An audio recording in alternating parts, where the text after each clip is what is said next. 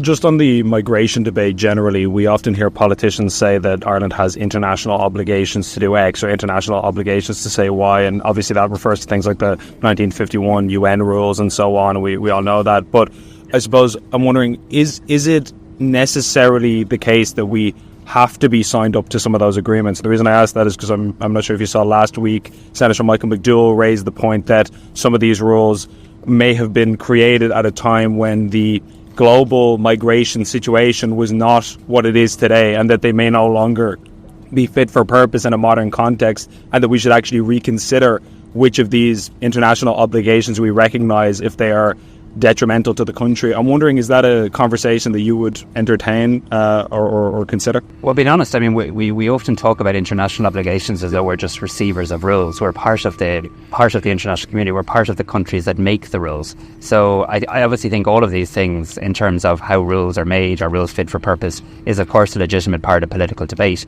My very honest opinion on this, Ben, though, is that the bigger issue isn't international agreements. The bigger issue is how international agreements are applied and enforced. And what I want to know, as the newly elected Taoiseach of this country, is I want to know, are we out of kilter with other European countries? I want to know, are we applying the rules in the way that they are? I want to know, is our welfare system, our rules around work, our rules around accommodation, are they in line with other European countries? Because when I travel the country and when I talk to people, I do think Irish people have two very good traits. I think they're full of compassion, and I think they're full of common sense.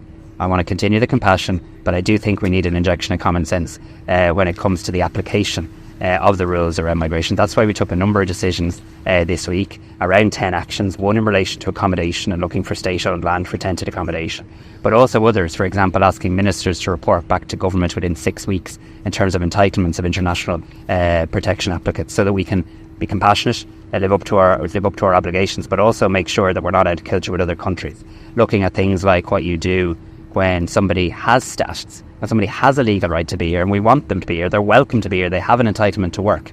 You know, how long should they spend in state-funded accommodation after that point? Not as long as they are spending, is my very clear view.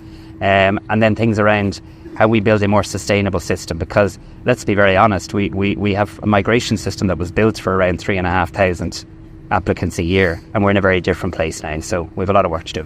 But just on, we have to move on. Conall, Taoiseach, can I just ask in relation to